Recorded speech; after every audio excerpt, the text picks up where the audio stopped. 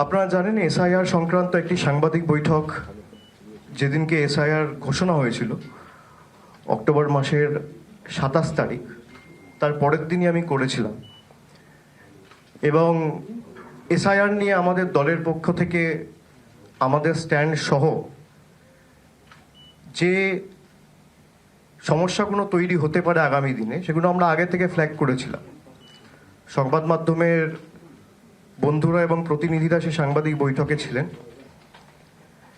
এবং যেটা আমরা আশঙ্কা করছিলাম, গত 2 মাসে আমরা দেখেছি সাধারণ মানুষ থেকে শুরু করে যারা এসআইআর এর কাজ করছে, বিশেষ করে বিএলওরা, তারা অনেকে এই অপরিকল্পিত, আনঅর্গানাইজড, আনপ্ল্যান্ড যে এসআইআর হঠাৎ করে ঘোষণা করে দেওয়া হয়েছে, যেখানে একটা এক্সারসাইজ সম্পূর্ণ করতে সাধারণত 2 বছর সময় লাগে, সেটা গায়ের জোরে 2 থেকে 3 মাসের মধ্যে কমপ্লিট করার যে একটা জোর জবরদস্তি এবং রাজওয়ারি মানসিকতা, তার প্রতিফলন আমরা লক্ষ্য করেছি বিগত 2 মাস ধরে। এবং সাধারণ মানুষ থেকে বিএলও একের পর এক প্রাণ গেছে এই এসআইআর এর কারণে। এমনকি যে ইলেকশন কমিশন বিএলওদের অ্যাপয়েন্ট করেছে, বিএলওরা অ্যাপয়েন্টেড বাই ইলেকশন কমিশন, এদেরকে রাজ্য সরকার অ্যাপয়েন্ট করেনি, কোনো রাজনৈতিক দল অ্যাপয়েন্ট করেনি। এখনো পর্যন্ত সাধারণ মানুষের ক্ষেত্রে আমরা দেখেছি প্রায় 51টা ঘটনা রয়েছে যেখানে সাধারণ মানুষ এসআইআর এর আতঙ্কে এবং এনআরসির আতঙ্কে আত্মঘাতী হয়েছেন। তার মধ্যে 45 জন প্রাণ হারিয়েছেন এবং 6 জন এখনো হাসপাতালে রয়েছেন যাদের ট্রিটমেন্ট চলছে। বিএলওদের ক্ষেত্রে প্রায় 29টা কেস আমরা দেখেছি যেখানে 24 জনের ট্রিটমেন্ট চলছে এবং 5 জন আত্মঘাতী হয়েছেন, সুইসাইড করেছেন। 29 জন বিএলও সুইসাইড অ্যাটেম্প্ট করেছে এবং প্রত্যেকে লিখিতভাবে বা তাদের পরিবারের যারা সদস্যরা রয়েছে তাদেরকে যখন জিজ্ঞাসা করা হয়েছে, তারা সবাই বলেছে এসআইআর এর চাপ এবং মানসিক চাপ নিতে না পেরে তারা সুইসাইড অ্যাটেম্প্ট করেছেন বা আত্মঘাতী হয়েছে। ইলেকশন কমিশনের কাছে আমরা একটা প্রতিনিধি দল নভেম্বরের শেষের দিকে 28 তারিখ পাঠিয়েছিলাম এবং আমাদের বেসিক 5টা প্রশ্ন ছিল। ইলেকশন কমিশনকে আমরা বলেছিলাম এই 5টা প্রশ্নের সদুত্তর আমরা চাই এবং জবাব আপনাদের দিতে হবে। আজকে প্রায় 1 মাস অতিক্রান্ত, এখনো পর্যন্ত একটা প্রশ্নের সদুত্তর আমরা পাইনি, কোনো প্রশ্নের সদুত্তর পাইনি। যেদিনকে নির্বাচন কমিশনের অফিসে বৈঠকটি হয়েছিল নভেম্বর মাসের খুব সম্ভবত 28 বা 29 তারিখ, ইলেকশন কমিশনের বন্ধুরা মিডিয়াকে হঠাৎ করে সিলেক্টিভলি লিক করে একটা খবর খাইয়েছিল যে আমরা প্রত্যেকটা প্রশ্নের উত্তর দিয়েছি। তৃণমূলের যা যা প্রশ্ন ছিল আমরা শুনেছি, পেশেন্ট হিয়ারিং দিয়েছি এবং প্রত্যেকটা প্রশ্নের আমরা সদুত্তর দিয়েছি। আমি এটা শোনার পর নিজে একটা আমার এক্স হ্যান্ডেলে টুইট করি এবং সেখানে ইলেকশন কমিশনকে আমি চ্যালেঞ্জ করি যে আপনি যদি উত্তর দিয়ে থাকেন তাহলে আপনি সেটা প্রকাশ্যে আনুন, কেউ তো বারণ করছে না। আর আমাদের কাছে ডিজিটাল এভিডেন্স রয়েছে, আপনারা যে একটা প্রশ্নের উত্তর দেননি সেটা আমরা প্রমাণ করে দিতে পারি। The ball is in your court. আজকে প্রায় 1 মাস হয়ে গেছে, জ্ঞানেশবাবু, ভ্যানিশবাবু, কোনো সদুত্তর তাদের থেকে আমরা পাইনি। এবং সিলেক্টিভলি বাংলাকে যেভাবে টার্গেট করা হয়েছে গত 4 বছর ধরে, বিশেষ করে 4.5 বছর, 26-এ 5 বছর হবে, 21-এ বাংলায় মুখ থুবড়ে পড়ার পর, গোহারা হারার পর, সেটা যত দিন যাচ্ছে বঙ্গবাসীর কাছে পরিষ্কার হয়েছে। শুধু জলের টাকা, রাস্তার টাকা, গরিব মানুষের 100 দিনের টাকা, আবাসের টাকা, শুধু টাকা আটকেই এরা বসে নেই, এরা মানুষের মৌলিক অধিকার কেড়ে নিতে চাইছে। গণতন্ত্রের রীতিনীতি ঐতিহ্য যে মানুষ ভোট দিয়ে সরকার নির্বাচিত করে, আর আজকে দেশটা এমন জায়গায় নিয়ে গেছে বিজেপি এবং মোদী সরকার, যেখানে কে ভোট দেবে সরকার নির্বাচিত করছে, সরকার ভোটার বেছে নিচ্ছে। তৃণমূল একমাত্র দল যারা মানুষকে নিয়ে সংগঠিত করে প্রতিরোধ প্রতিবাদ গড়ে তুলেছে। এবং প্রাথমিকভাবে যে ড্রাফট ইলেকটোরাল রোল প্রকাশিত হয়েছে, সেখানে আমরা দেখতে পেয়েছি যে 7,64,00,000 বা 66,00,000 ভোটার ছিল, তার মধ্যে 58,20,000 ভোটার বাদ গেছে। আমি যদি আপনাদের সংখ্যাটা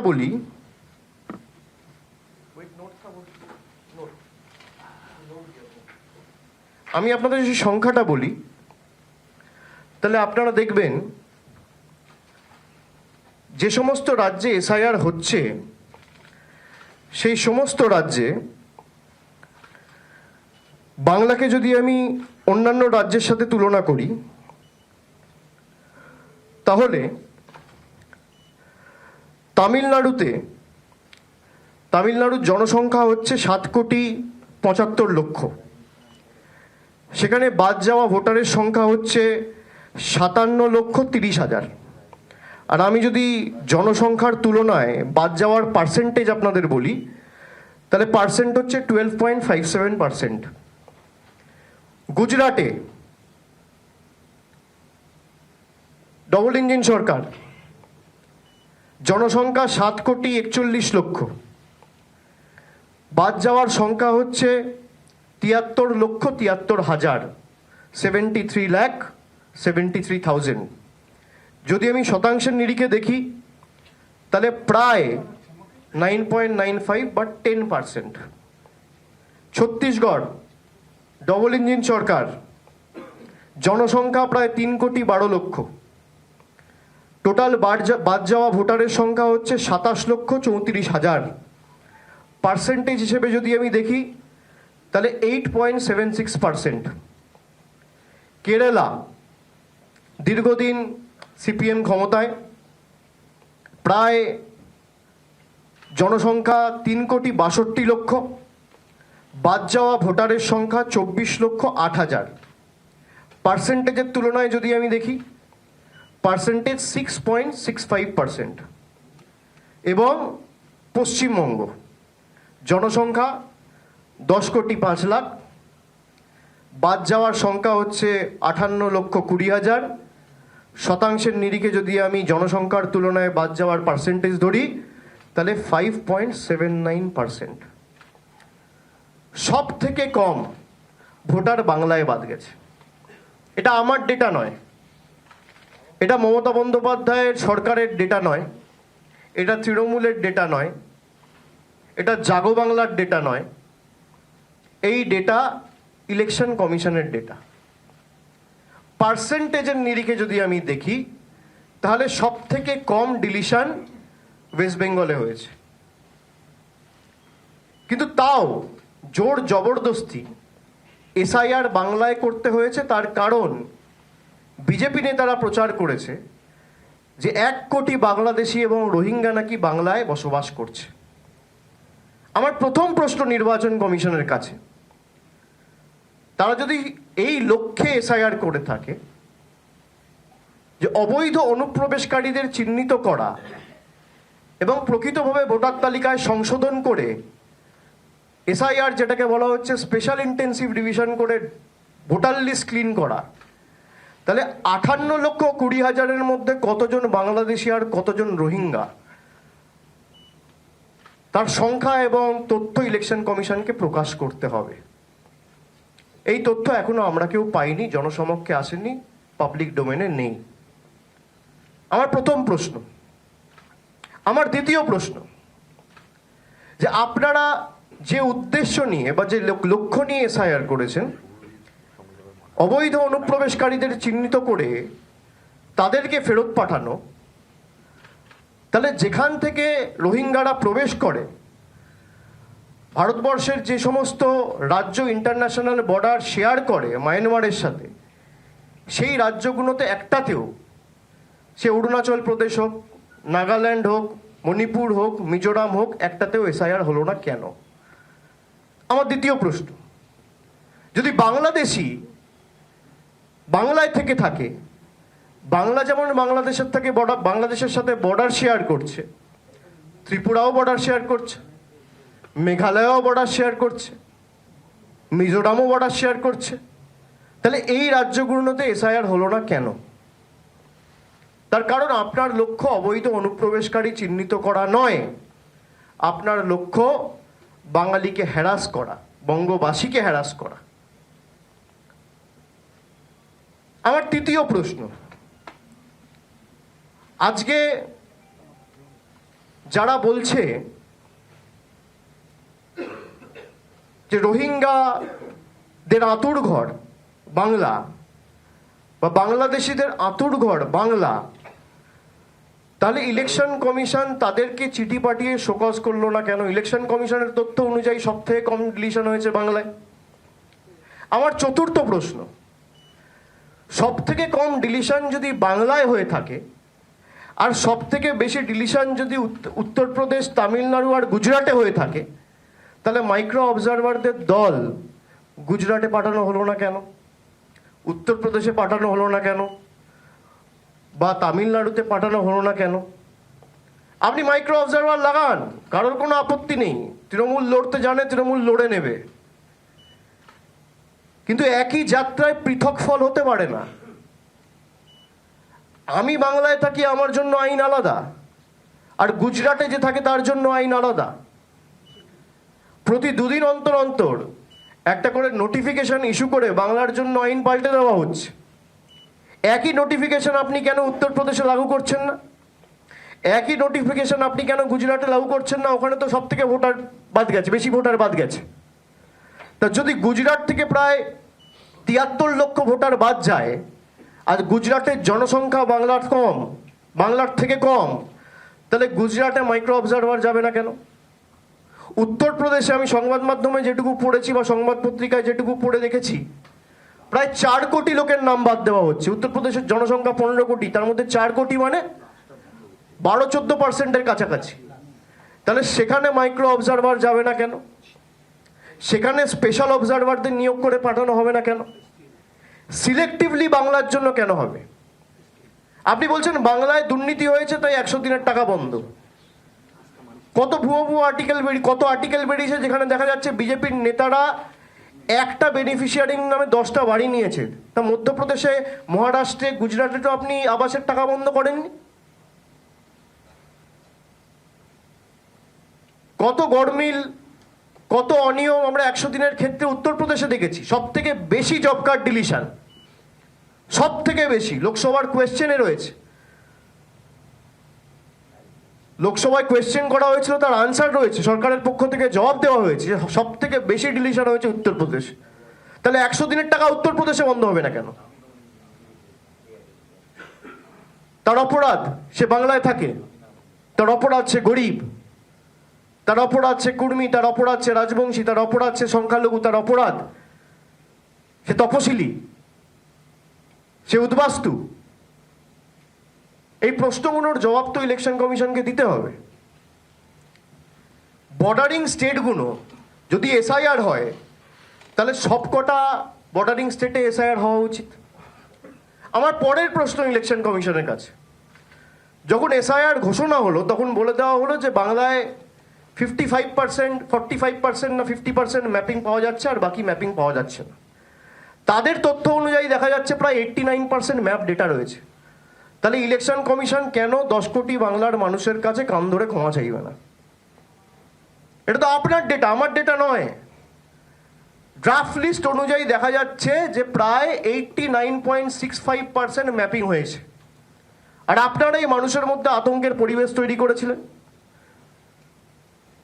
যে 45% ম্যাপিং হয়েছে, বাকি পাওয়া যাচ্ছে না। তাহলে কেন ক্ষমা চাইবে না? অন্যান্য স্টেটের ক্ষেত্রে আপনি এক্সটেনশন দিচ্ছেন, আপনি ইউপির ক্ষেত্রে এক্সটেনশন দিয়েছেন, আপনি গুজরাটের ক্ষেত্রে এক্সটেনশন দিয়েছেন, এমনকি আন্দামান যেখানে জনসংখ্যা আন্দামান ও নিকোবর, যেখানে জনসংখ্যা প্রায়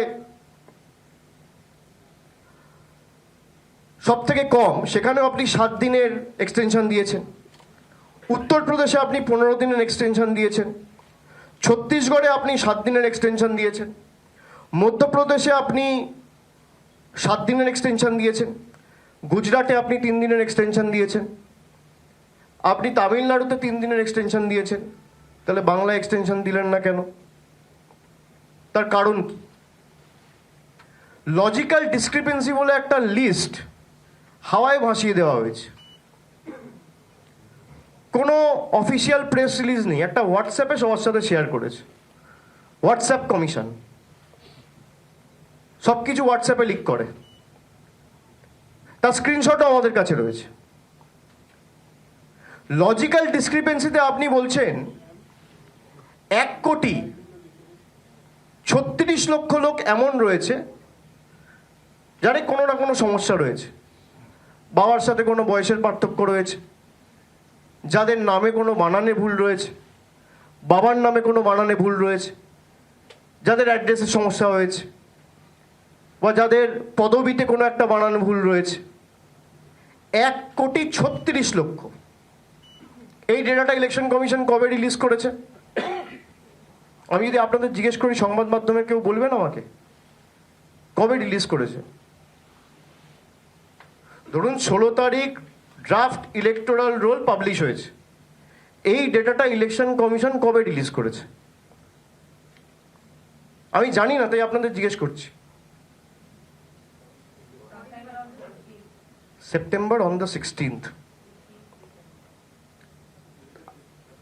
আপনি এটা দেখুন, look at the competency of election commission. 16 তারিখ ড্রাফট রোল রিলিজ হয়েছে, আর 16 তারিখে election commission draft roll assess করে সঙ্গে সঙ্গে বলে দিল যে 1,36,00,000 লজিক্যাল ডিসক্রিপেন্সি রয়েছে। আমি জানতে চাই ইলেকশন কমিশনের কাছে কি জাদুকাঠি রয়েছে, কোন জাদুকাঠির বেসিসে যেটা 80,000 বিএলও, 8,000 বিএলও সুপারভাইজার, 4,000 এইআরও, 300 ইআরও, 23 জন ডিইও, এতজন ইলেকশন কমিশনের প্রতিনিধি, যেটা 2 মাসে করতে গিয়ে হিমশিম খেলো, 29 জন আত্মহত্যা করলো। ইলেকশন কমিশনের কাছে কি জাদুকাঠি রয়েছে যে 7 কোটি ডেটা যাচাই করে সেম ডে, একই দিনে ইলেকশন কমিশন বলে দিল যে 1,36,00,000 ডিসক্রিপেন্সি রয়েছে? কোন জাদুকাঠির বেসিসে? যদি ইলেকশন কমিশন এতটাই কম্পিটেন্ট হয়, তাহলে উত্তরপ্রদেশে আপনার মেয়াদ বাড়াতে হচ্ছে কেন? যদি ইলেকশন কমিশন এত কম্পিটেন্ট হয়, তাহলে ছত্তিশগড়ে 7 দিন এক্সটেনশন দিতে হচ্ছে কেন? যদি ইলেকশন কমিশন এত কম্পিটেন্ট হয়, যখন বিএলওরা মারা গেছিল বা যখন সাধারণ মানুষ আত্মহত্যা করেছিল, তখন তাদেরকে অ্যাসিওরেন্স দেয়নি কেন? কোন জাদুকাঠির বলে ইলেকশন কমিশন 7,06,00,000, 7,00,000, 8,00,000 ডেটা অ্যাসেস করে, ইভ্যালুয়েট করে, অ্যানালাইজ করে, পুঙ্খানুপুঙ্খভাবে দেখে সেম ডে, একই দিনে সংবাদ মাধ্যমে বলল যে এই বাংলার 7 কোটি ভোটারের মধ্যে 1,36,00,000 এমন কেস রয়েছে যার কোনো না কোনো লজিক্যাল ডিসক্রিপেন্সিতে সমস্যা রয়েছে? কোন জাদুকাঠির বলে? আর এই লিস্ট কোথায়? ইলেকশন কমিশন যদি ভোটার লিস্ট পরিষ্কার করতে চায়, তাহলে আপনারা লুকাচ্ছেন কেন? You can't clean a list by hiding names. আপনি নামগুলো প্রকাশ করুন। এই 1,36,00,000 যে লজিক্যাল ডিসক্রিপেন্সির কেস আপনারা দিয়েছেন, মানে আমি ইলেকশন কমিশনের কথা বলছি, এবং জেলা ওয়াইজ ভাগ করে দিয়েছে, যে জেলা ওয়াইজ যেটা হোয়াটসঅ্যাপে ওরা শেয়ার করেছিল, সেখানে কুচবিহারের ক্ষেত্রে যেমন প্রজেনি বলেছে প্রায় 65,211, যাদের বয়সের সমস্যা রয়েছে এমন কেস রয়েছে প্রায় 45,596, বাবার নামের সাথে মিসম্যাচ রয়েছে এমন কেস রয়েছে প্রায় 2,77,994। বাবার বয়সের সাথে সেই ভোটারের কোনো এজ ডিফারেন্স রয়েছে সেরম কেস রয়েছে প্রায় 27,146। গ্র্যান্ড প্যারেন্টস অর্থাৎ দাদু ঠাকুরদা বা ঠাকুরমার সাথে যাদের এজ ডিফারেন্স রয়েছে এমন কেস রয়েছে 7,137। এটা কুচবিহারের বললাম, এরকম প্রত্যেকটা জেলার আলাদা রিলিজ করেছে। এবার কুচবিহারের কোন ব্লকে, কোন পঞ্চায়েতে বা কোন পুরসভায় কার বাবার নামের সাথে কোথায় মিসম্যাচ হয়েছে এটা তো প্রকাশ করতে হবে।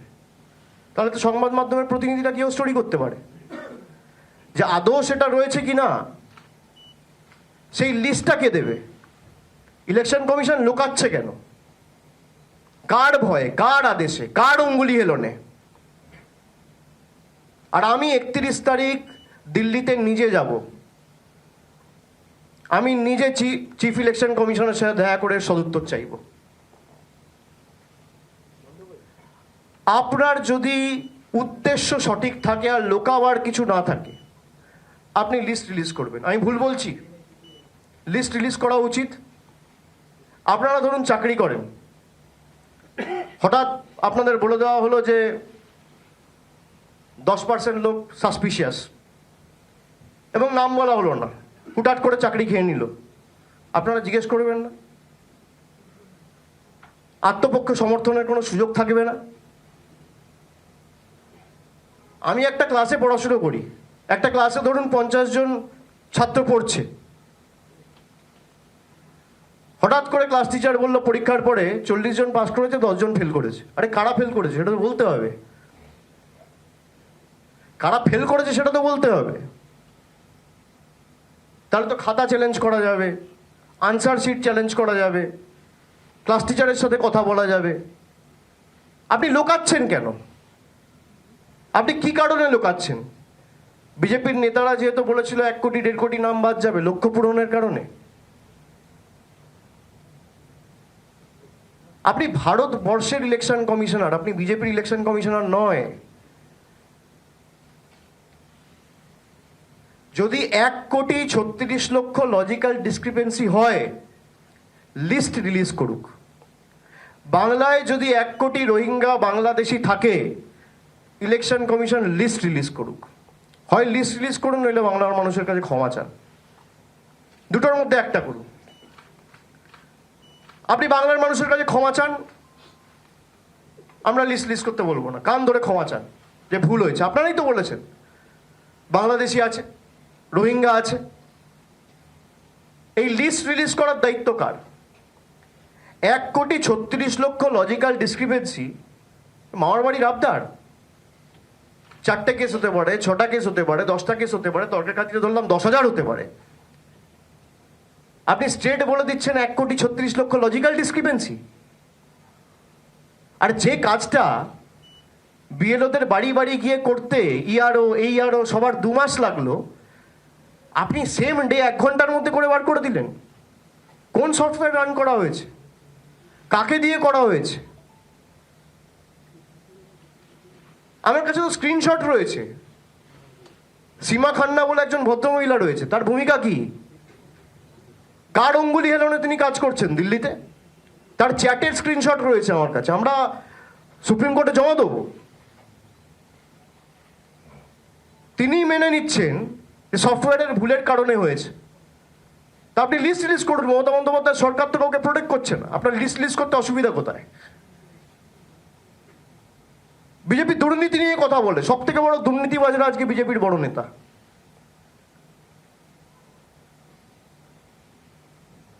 যারা সাম্প্রদায়িক সম্প্রীতি নষ্ট করে দাঙ্গা করে ক্ষমতায় এসছে, তারা সাম্প্রদায়িক সম্প্রীতি নিয়ে কথা বলবে। নামটা সীমা খান্না, আবার বলছি, DGIT attach to election commission of India. আর তার যদি ক্ষমতা থাকে আমার বিরুদ্ধে মিথ্যা মামলা করুক, আমার কাছে চ্যাটের স্ক্রিনশট রয়েছে। সীমা খান্না কে? কোন সফটওয়্যার রান করে আপনি 1,36,00,000 বাঙালিকে সাসপিশিয়াস লিস্টে ঢোকালেন? কি করে আপনি করতে পারেন? আর আপনি করুন, আপনি 2 কোটি করুন, 3 কোটি করুন, আপনাকে লিস্ট রিলিজ করতে হবে। প্রত্যেকটা পার্টির প্রতিনিধি গিয়ে যাচাই করবে। তৃণমূলের প্রতিনিধি যাবে, বিজেপির প্রতিনিধি যাবে, কংগ্রেসের যাবে, সিপিএম এর যাবে, সাংবাদিক বন্ধুরা যাবে। লিস্ট কেন রিলিজ করা হচ্ছে না? আমাকে বলা হলো তুমি ভুল করেছো, আর আমি কি ভুল করেছি আমাকে বলতে হবে তো।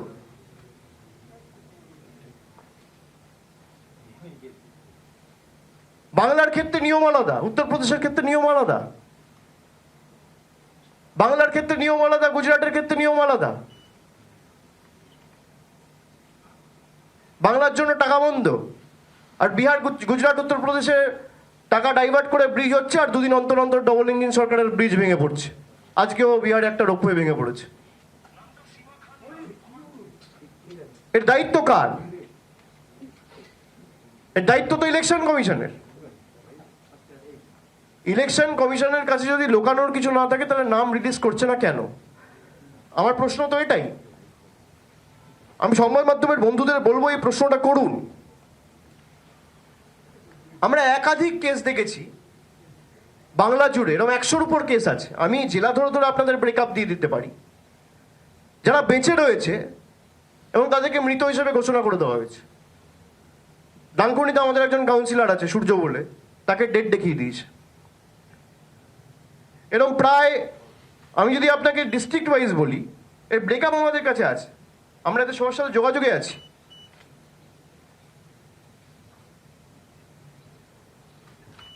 দক্ষিণ 24 পরগনায় 24 জন আছে, কুচবিহারে 16 জন আছে, পূর্ব বর্ধমান থেকে এখনো 9 জনের উপর আমরা খোঁজ পেয়েছি যারা জীবিত রয়েছে, মৃত দেখিয়ে দেওয়া হয়েছে।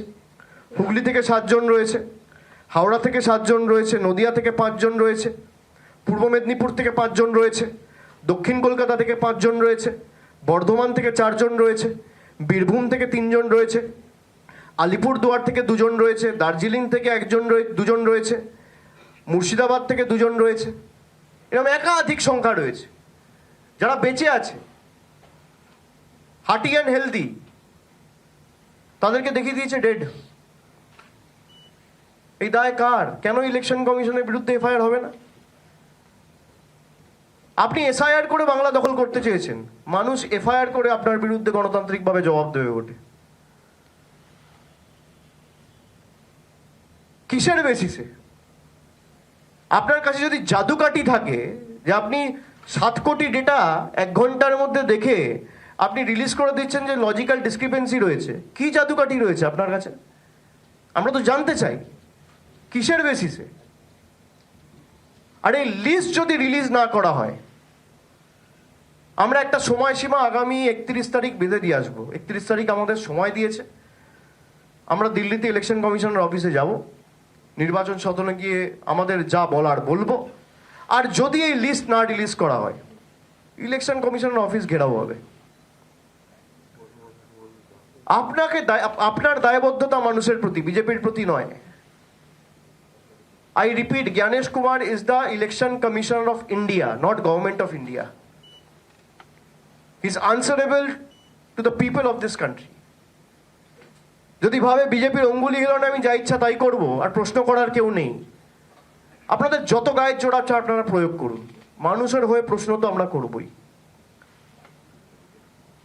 লজিক্যাল ডিসক্রিপেন্সির ডেটা ইলেকশন কমিশনকে রিলিজ করতে হবে। হয় আপনি রিলিজ করুন, নইলে বাংলার মানুষের কাছে কান ধরে ক্ষমা চান। দুটোর মধ্যে একটা করুন, যে আমাদের ভুল হয়েছে। হঠাৎ করে তারপর ফাইনাল ভোটার লিস্ট রিলিজ করা হবে, তখন দেখবেন এর নাম নেই বিহারের মতো। বিহারের সাসপিশিয়াস লিস্ট ছিল 28 লাখ, তার মধ্যে ফাইনালি 3.5 লাখ ডিলিটেড, আর 24 লক্ষ লোক অ্যাকোমোডেটেড রয়েছে ফাইনাল ইলেকটরাল রোলে। 24 লাখ লোক। আর বাংলার ক্ষেত্রে সেটা করে দিয়েছে 1,36,00,000। তার মধ্যে 6টা ক্যাটেগরি করে দিয়েছে। বাবার নামের মিসম্যাচ, বয়সের পার্থক্য, পদবিতে বানান ভুল। হতেই পারে, আপনি লিস্ট রিলিজ করুন কোন পাড়ায় কার পদবীর বানান ভুল, তাকে তো তার সার্টিফিকেট নিয়ে যেতে হবে। ক্লেম অ্যান্ড অবজেকশনের তো সে সুযোগ পাবে। আমি জানতেই পারলাম না, আমার কাছে নোটিশই এলো না, হঠাৎ করে আপনার নাম বাদ। আপনাকে যদি কোনো সুযোগ না দিয়ে চাকরি থেকে বার করে দেওয়া হয়, যে you are hereby suspended from the service, we are hereby terminating our agreement of granting employment, আপনি কি করবেন? আপনাকে কোনো সমর্থনের সুযোগ দেওয়া হলো না, স্টেট বাদ দিয়ে দেওয়া হচ্ছে। কি বাদ, কেন বাদ, কবে বাদ, কিছুই জানি না। এই কোথাকার নিয়ম?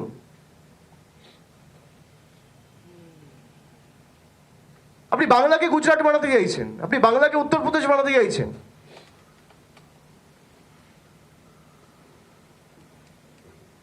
বাংলা বিপ্লবীদের মাটি, এই বাংলা বশ্যতা স্বীকার করে না। আপনি এত চেষ্টা করেছেন, আমি একের পর এক যদি উদাহরণ আপনাদের দিই, আপনারা দেখবেন সেই 19 সাল থেকে ঈশ্বরচন্দ্র বিদ্যাসাগরের মূর্তি ভাঙা থেকে, আমাদের মনীষীদের অপমান করা থেকে, একদিকে কুচবিহারের পঞ্চানন বর্মাকে পঞ্চানন বর্মন বলা, রবীন্দ্রনাথ ঠাকুরের জন্মস্থানকে না জেনে বলে দেওয়া বিশ্বভারতী, স্বামী বিবেকানন্দকে বামপন্থী প্রোডাক্ট বলা, বঙ্কিমচন্দ্র চট্টোপাধ্যায়কে বঙ্কিম দা বলা, সাথে যেন ব্যাডমিন্টন খেলতো বঙ্কিম দা। আরে মাথা নিচু করে নাম নিতে শিখুন।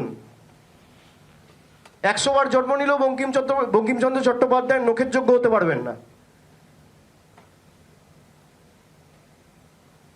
সেখান থেকে শুরু করে এদের সাংসদ নেতারা রামমোহন রায়কে বলছে ব্রিটিশদের দালাল। আপনি ভাবুন, রবীন্দ্রনাথ ঠাকুরকে বলছে অপমান করছে, স্বামী বিবেকানন্দকে বলছে বামপন্থী প্রোডাক্ট। এই একের পর এক শয়ে শয়ে উদাহরণ রয়েছে।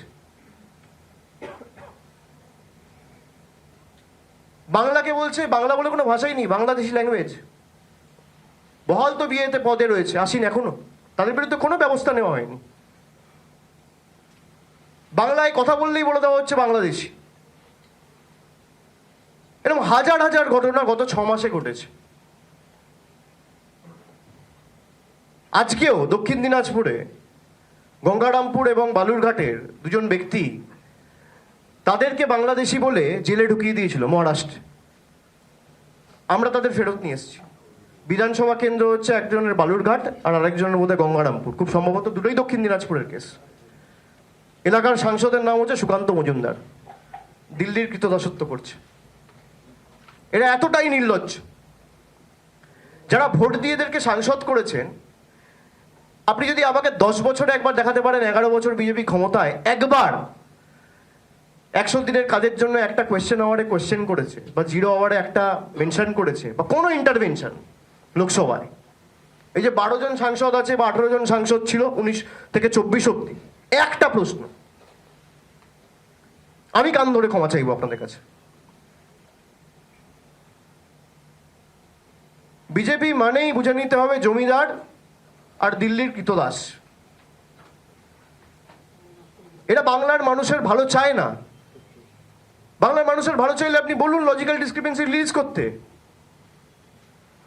এদের নেতা মন্ত্রীরাই বলছে মতুয়াদের নাম বাদ গেলে যাক, আমার কথা নয়। বিজেপির সাংসদ বলছে, কেন্দ্রীয় মন্ত্রী বলছে, বিজেপির বিধায়ক বলছে। আর তাদের থেকেই ভোট নিয়ে দিনের পর দিন এরা সাংসদ হয়েছে, মন্ত্রী হয়েছে, দেশে কেন্দ্রীয় সরকার তৈরি হয়েছে, মন্ত্রিসভা তৈরি হয়েছে, প্রধানমন্ত্রী নির্বাচিত হয়েছে। এই মতুয়া ভাইদের বোনদের বুড়ো আঙ্গুল দেখাচ্ছে। এই হচ্ছে বিজেপির প্রকৃত স্বরূপ।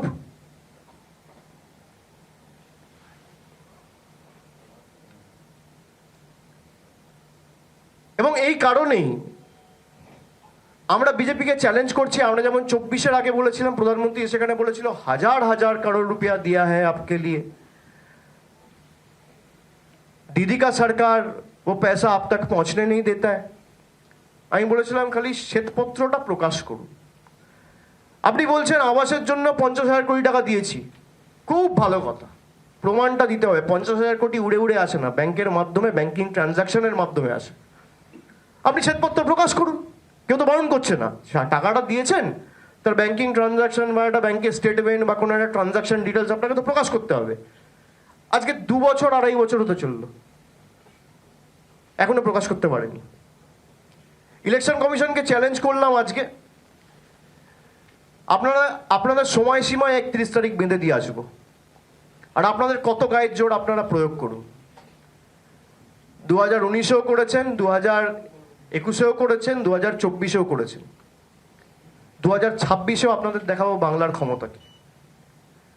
এই একের পর এক বাংলার উপর যে আক্রমণ, আমি যে উদাহরণগুলো আপনাদের দিলাম, রাজা রামমোহন রায় থেকে শুরু করে স্বামী বিবেকানন্দ থেকে শুরু করে মা শারদাকে নিয়ে কুরুচিকর কার্টুন তৈরি করা, প্রজাতন্ত্র দিবসে নেতাজি সুভাষচন্দ্র বসুর ট্যাবলো বাতিল করা, সেখান থেকে মা দুর্গার বংশ পরিচয় নিয়ে প্রশ্ন তোলা, এগুলো তো বাংলার মানুষ ভুলে যায়নি। রামকৃষ্ণ পরমহংসদেবকে অশিক্ষিত বলা, বিশ্বভারতীর ফলক থেকে রবীন্দ্রনাথ ঠাকুরের নাম মুছে দেওয়া, অমিত শাহের অধীনে থাকা দিল্লি পুলিশ খালি বাংলায় কথা বলেছে বলে সোনালী খাতুনদের বাংলাদেশে ডিপোর্ট করে দিয়েছে। এই কারণে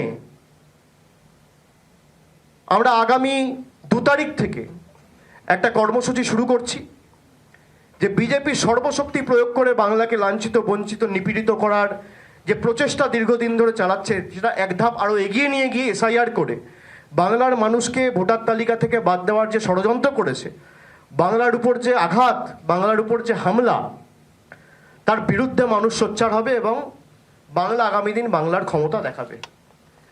আমি 2 তারিখ থেকে রাস্তায় থাকব। আমি বলেছিলাম 28 তারিখ যে যখন এসআইআর হবে, এসআইআর চলাকালীন আমার রাস্তায় মানুষের সাথে দেখা হবে। যেহেতু বাড়ি বাড়ি গিয়ে বিএলও টুরা সবাই ব্যস্ত ছিল, আমরা আলাদা করে কোনো কর্মসূচি নিইনি।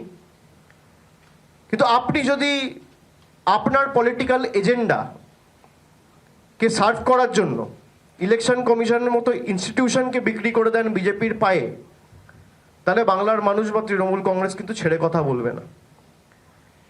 এবং আপনার কত ক্ষমতা, আপনি নির্বাচনে লড়ে মানুষের সামনে যখন যাবেন, মানুষের আদালতে মানুষ প্রমাণ করবে যে আগামী দিন মানুষ কার সাথে আছে।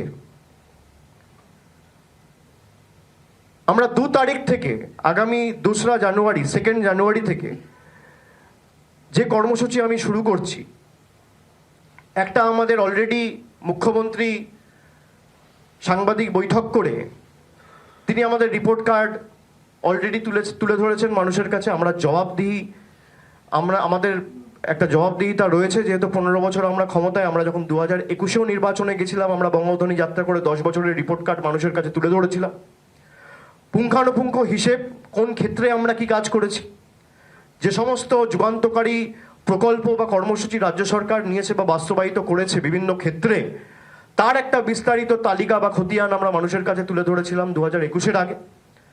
আমাদের দায়িত্ব, কর্তব্য, যে তৃতীয়বার যেহেতু মুখ্যমন্ত্রী মমতা বন্দ্যোপাধ্যায়কে মানুষ বসিয়েছেন, আমাদের নির্বাচনে যাওয়ার আগে এই 15 বছরে আমরা কি কাজ করেছি, সেটা স্বাস্থ্যক্ষেত্রে হোক, জাতিগত শংসাপত্রের ক্ষেত্রে হোক, সেটা পর্যটনের ক্ষেত্রে হোক, শিক্ষাক্ষেত্রে হোক, শিল্পক্ষেত্রে হোক, ক্রীড়াক্ষেত্রে হোক, আমরা বিস্তারিত একটা রিপোর্ট কার্ড মানুষের কাছে, মানুষের দোরগোড়ায় নিয়ে যাবো, মানুষের দুয়ারে আমরা পৌঁছে দেবো। আমরা যদি মাথা নত করতেই হয়, আমরা 10 কোটি বাঙালির কাছে মাথা নত করবো, 10 কোটি বঙ্গবাসীর কাছে করব, এই মাটির কাছে করব, আমাদের গুরুজনদের কাছে করব, বিপ্লবীদের কাছে করব, যারা এই মাটির জন্য প্রাণ দিয়েছে তাদের কাছে করব। দিল্লির জল্লাদদের কাছে বাংলার মানুষ কোনোদিন আত্মসমর্পণ করবে না, মেরুদণ্ড বিক্রি করবে না। আমি গতকাল একটা ভিসি করে আমাদের দলীয় কর্মীদের এবং পদাধিকারীদের কিছু নির্দেশ দলের তরফ থেকে দিয়েছি। এই কর্মসূচি যেমন 1 জানুয়ারি থেকে শুরু হবে, ঠিক তার পরের দিন 2 জানুয়ারি থেকে বিভিন্ন জেলায় আমি নিজে যাব। সেখানে আমার কিছু কর্মসূচি থাকবে, জনসভা থাকবে, রোড শো থাকবে, কিছু কমিউনিটি ইন্টারাকশন থাকবে। যেমন আমি 2 তারিখ দক্ষিণ 24 পরগনা বারুইপুর থেকে সভা শুরু করব। তার পরের দিন আমি উত্তরে জলপাইগুড়ি, আলিপুরদুয়ার নিয়ে চা বাগানের শ্রমিকদের নিয়ে একটা ইন্টারাকশন করব, একটা আলোচনা সভা বা একটা সভা তাদের সাথে করব। এবং সে কারণে আমরা যে ক্যাম্পেইনটা আজকে যার শুভ সূচনার কারণে আপনাদের সবাইকে ডেকেছি, যে এদের যত ক্ষমতা আছে প্রয়োগ করো, এদের যত টাকা, এজেন্সি, ক্ষমতা, election commission, high court, supreme court, paramilitary force, SIR, income tax, ED, CBI, media, টাকা যত কিছু আছে আপনার সর্বশক্তি লাগিয়ে আপনি প্রয়োগ করুন। যতই করো হামলা, আবার জিতবে বাংলা। এই কর্মসূচিকে সামনে রেখে আগামী 1 মাস আমি রাস্তায় থাকব। এবং কি কারণে যতই করো হামলা, এই যে একের পর এক ধারাবাহিক হামলা বাংলার ভাবাবেগের প্রতি, বাংলার কৃষ্টির উপর, বাংলার সংস্কৃতির উপর, ভাষার উপর, খাবারের উপর। একজন চিকেন প্যাটিস বিক্রি করছে, তাকে মারা হচ্ছে। বিজেপি ক্ষমতায় না এসে যদি চিকেন প্যাটিস বিক্রেতাকে মারে, তাহলে ভাবতে পারছেন বাংলায় যদি এরা ক্ষমতায় থাকতো কি করতো? 70 জন এমএলএ নিয়ে যদি একটা রাজনৈতিক দল একটা গরিব ছেলে চিকেন প্যাটিস বিক্রি করছে বলে তাকে মারছে, কোথায় মারছে? গীতা পাঠের অনুষ্ঠানে মারছে। বাপের জন্মে গীতা পড়েনি। গীতা যদি পড়তো এই কাজ করতো না। একটা শ্লোক বলতে পারবে না গীতার। গীতার 5ম অধ্যায় 18 নম্বর শ্লোকে শ্রীকৃষ্ণ স্বয়ং বলছেন, বিদ্যা বিনয় সম্পন্নে ব্রাহ্মণী গবি হস্তিনী সুনিচৈব স্বভাকে চা পণ্ডিতা সমদর্শিনাহা। তার মানে একটা মানুষ তো ছেড়ে দিন, একটা কুকুর বিড়ালের মধ্যে আমি বিরাজমান, সবার মধ্যে আমি বিরাজমান, সবার মধ্যে। অর্জুনকে বলছে, শ্রীকৃষ্ণর মুখের বাণী। সেই গীতা পাঠ অনুষ্ঠানে বিজেপির নেতারা, কর্মীরা একটা গরিব মানুষকে সে বিক্রি করছে চিকেন প্যাটিস বলে, তাকে মারা হচ্ছে। শুধু তাই না, দোষীদের পুলিশ অ্যারেস্ট করেছে, তাদের মালা পরিয়ে বরণ করানো হচ্ছে। এই হচ্ছে বিজেপির হিন্দুত্ব। গীতা পড়েছেন? একটা শ্লোক বলতে পারবে? মাঠে এরম ভাবে গেরুয়া তিলক লাগিয়ে গীতা আপনি বাড়িতে পড়ুন, গীতার কথাগুলো ফলো করুন।